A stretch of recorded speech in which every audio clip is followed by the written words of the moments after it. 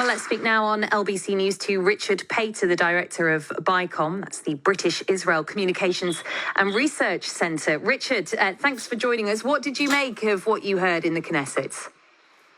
Well, first of all, thank you for having me on. A very good afternoon. This is really, I've just come from the hostage square where kind of over the atmosphere was absolute jubilation. First of all, with the release of the hostages and then the reception that President Trump's speech received as well.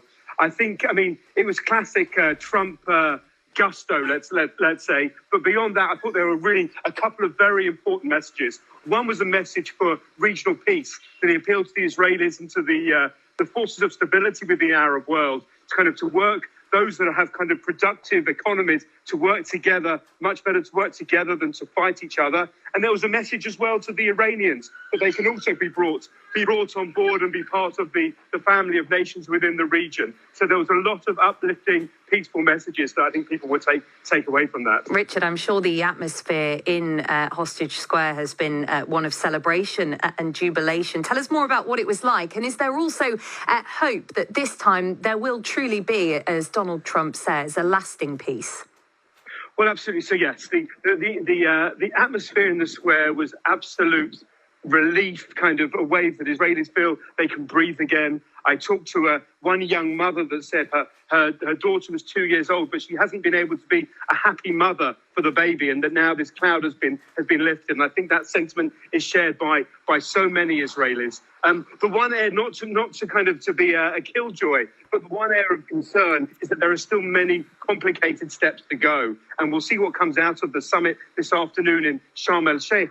But the issues of the second phase of the Trump deal that talk about the disarming of Hamas and the decommissioning of weapons is going to be very tricky. Hamas has proved over the last 2 years to be a tenacious and vicious enemy, and they've at no point would they unilaterally disengage from their weapons. So I think that there's going to be hope that American power, along with the regional allies as well, can really force their hand to bring about the disarmament of Hamas, and then we can talk about all the other steps that hopefully lead to a longer lasting peace. Yeah, exactly. It's very important to keep in mind this is just phase one of this peace deal.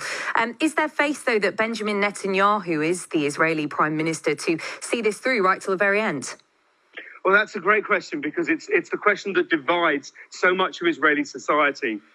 He's kind of the Marmite candidate here. You either love him or hate him. But he has the support in the polls of between a third and 40% of the country are with him, whilst a lot of the other half, perhaps, are really vehemently against him for a whole range of reasons. But I think what we saw in the Knesset, in the Israeli parliament this afternoon, is that on issues of peace, there is a very broad consensus. And if you listen to the speech of the opposition leader, Lapid, he was very much supportive of the deal as well and supportive of Trump. So on that level, there's a very wide understanding in Israeli society over the necessity for peace and the hope that this does, that it can be maintained. Richard, great to talk to you. That's Richard Pater, the director of BICOM.